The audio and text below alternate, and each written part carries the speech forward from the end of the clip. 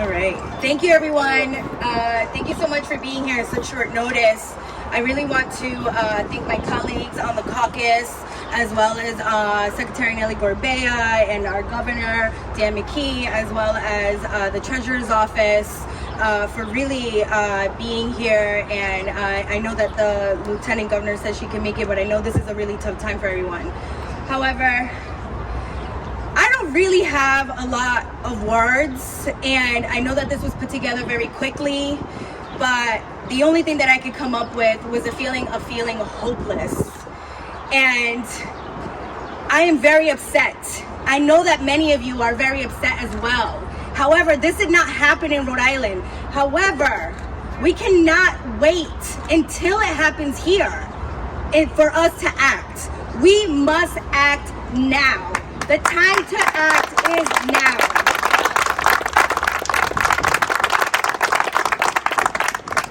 This came about because one of my caucus members asked me to put out a press release with thoughts and prayers on what happened in Buffalo just a week ago. And we did that. And then she asked again, less than a week, to put out another one because of what happened in Texas. And I said that that is not enough. Communities, we have heard about the shooting in a Black community, and 2 days ago we learned about the massacre that took place at an elementary school in a 95% Latino community in Texas. When is enough enough? I am upset, I am sad, and I am literally losing sleep because I feel hopeless because we have not yet put our people first. I have often discussed the importance of investing in people in our state when it comes to social issues like housing and healthcare and our economy. But when will we decide that we must act so that we stop this from happening right here in Rhode Island? I don't know what the answer is. And many of my colleagues understand that this legislation does not come from me or my members of the caucus. However, we support the legislations that they put up. I am calling on the experts to put their political egos aside and to come up with a solution, because we cannot continue to send our thoughts and prayers to family and to the American people when another tragedy happens. Right. We cannot believe that this will never happen here. It is not if it will happen, but when it will happen in our state. I pray every day that this will never happen, whether it's in Rhode Island or the rest of our country. I ran for office to be bold and to bring attention to issues that affect my community every day. This is one of those issues that we need to address. I pray and thank God every day that something like this has not happened in our state or in my community, but we're not far from it. Putting our egos aside, we need to work together. Our communities are being targeted by racism, by hate, and by misinformation. I don't care what side of the issue you sit on, our children are being targeted. I was confused as to what I wanted to do yesterday. I lost sleep. I woke up feeling hopeless. I had a conversation with a colleague, feeling like it doesn't matter what it is that we do, will never be enough to make this stop.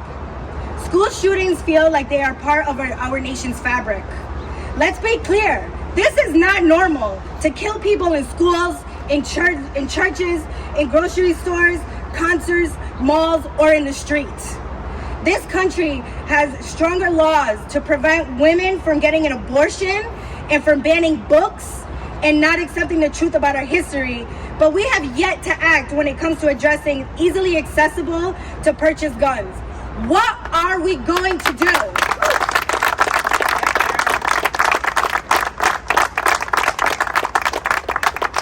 Research from Boston University has found that a single best predictor of a state's mass shooting rate is whether or not the state has a high capacity magazine ban.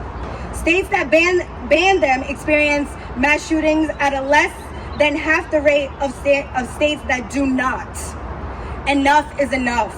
It is time for action.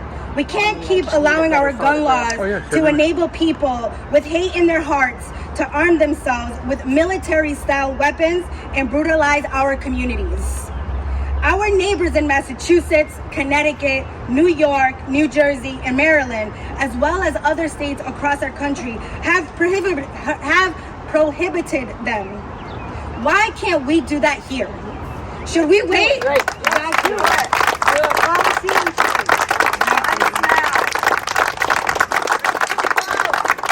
Should we wait for our own children to be murdered before we act? Absolutely not.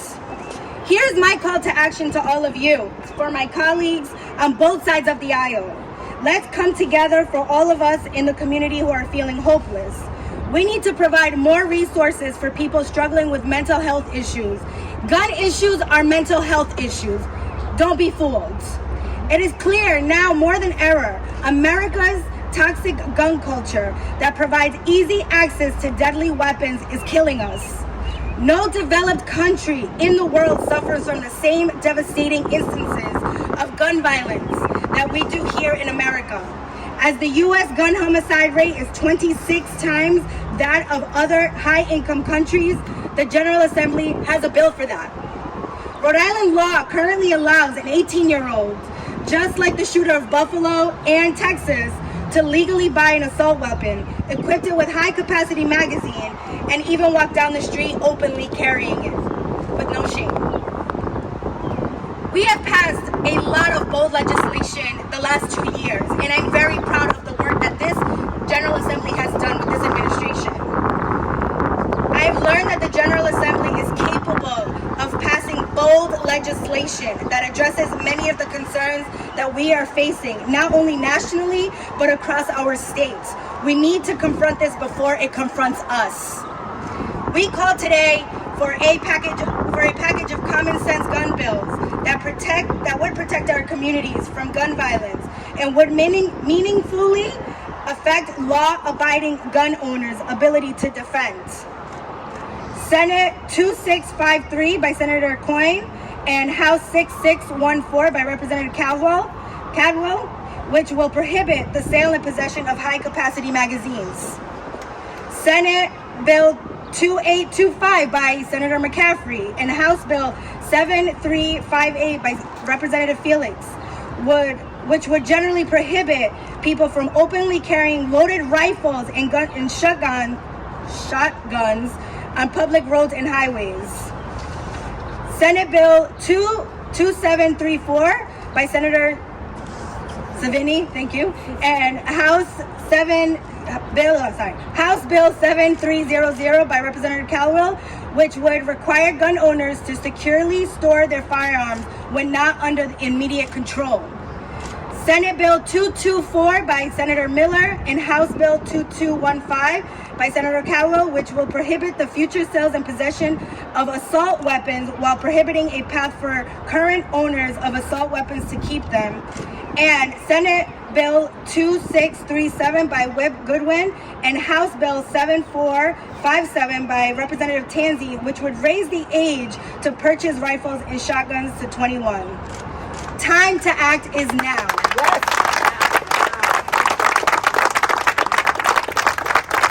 Thank you.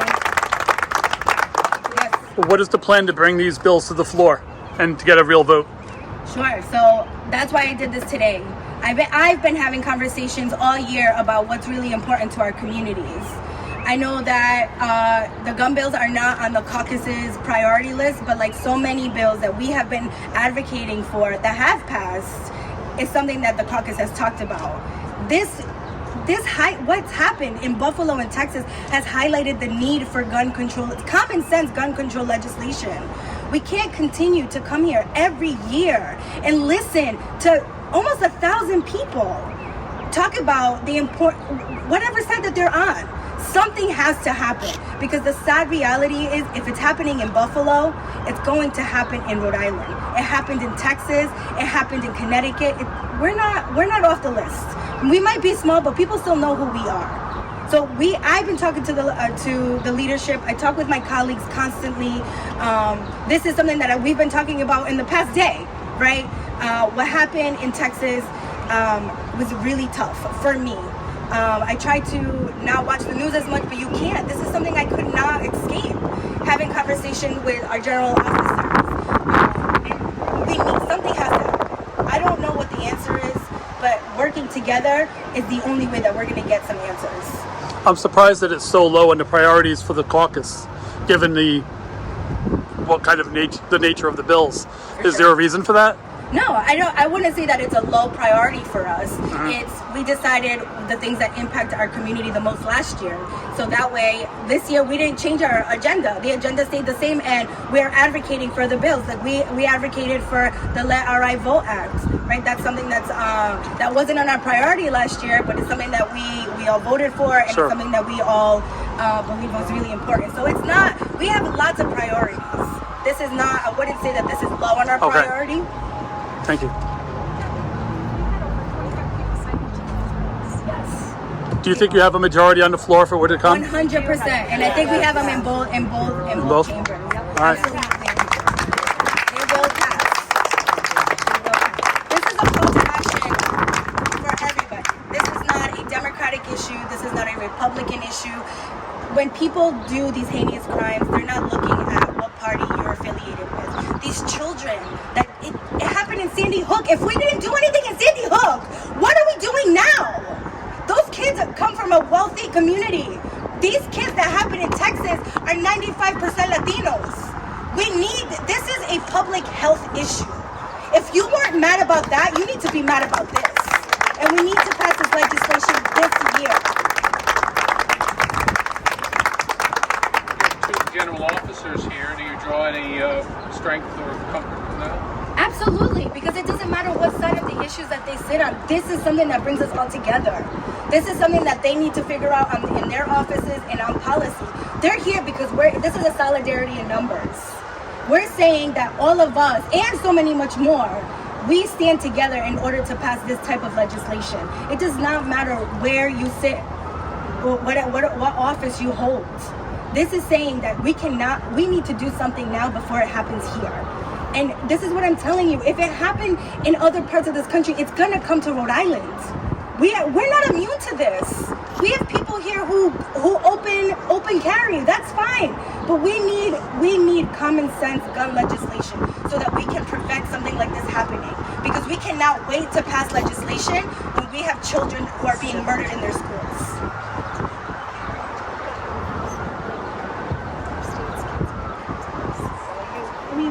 Fear of this right now in Rhode Island. They listed all the states that already have the bans on the assault weapons and the magazine capacity. We're the weak link in the chain. Just like Buffalo, the shooter in Buffalo had to go to another state in order to purchase what he used in that massacre. We are the weak link that people from states all around New England are going to come to buy what they need to carry it out in their state. And that's the best case scenario we're talking about. Otherwise, it's going to be a Rhode Islander who perpetrates that type of misery in our state. We are the loophole.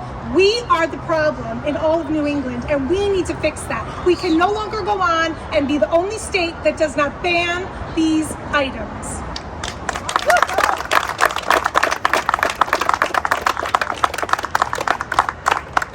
What can the people do to get the leadership to bring these out of committee?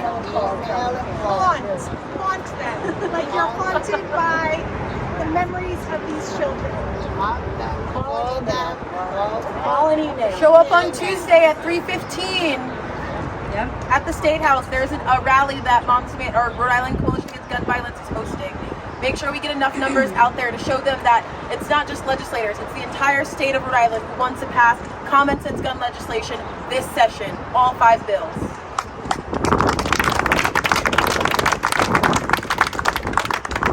Representative Fogarty, and I just want to say, I hear federally they're talking about the red flag bill. Guess what? Rhode Island's already done that. We did that several years ago, and it works. See, guess what happens when you pass these bills? They work.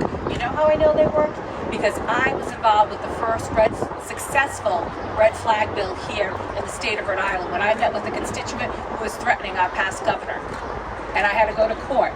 And when the South Kingstown police went into his house and found 9 weapons and a magazine, all taken off the street, and he didn't get access to them, and he soon left the state of Rhode Island, I was told. I'm not going to mention his name, but he left the state of Rhode Island. So guess what? These laws work when we put them into action. Do not listen to these people who say that what the Democrats or whatever your party is, that we can't do these bills, they're not going to work. They do work. We saw it here. I don't want to just see the federal law red flag bill being passed. We've done that here in Rhode Island. We were leaders in it. We were the ones who got ghost guns gone to out of the state of Rhode Island. We voted on that last year. So we're already ahead of the game. Rhode Island can keep setting the trend. And it's true what Teresa was just saying. We are the loophole. And it will be on our hands if it doesn't even happen here in Rhode Island, which it very well could, but if it happens in Massachusetts or Connecticut and they came here and got the guns, as a legislator, I want my voice out there that I tried to stop it. I want my name on the bills, on the floor, and give us a chance to vote. Thank